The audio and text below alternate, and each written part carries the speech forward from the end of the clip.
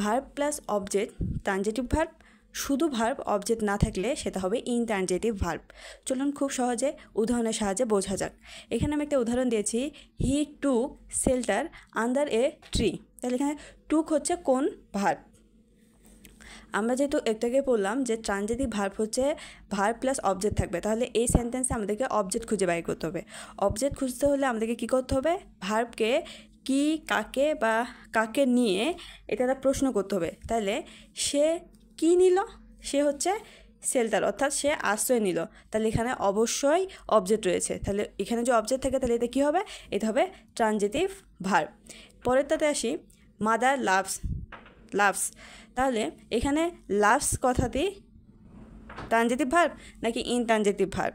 এখন মা হাসেন, এখন এই লাভসকে আমরা যে প্রশ্ন করি, মা কি, উত্তর আসতেছে? কোনো উত্তর আসতেছে না। মা কাকে হাসেন, এটা উত্তর আসতেছে না।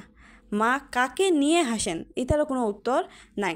তাহলে যেহেতু কি বা কাকে নিয়ে প্রশ্ন করার পরেও কোনো উত্তর পেলাম না, তাহলে এটা কী হবে, ইনট্রানজিটিভ ভার্ব।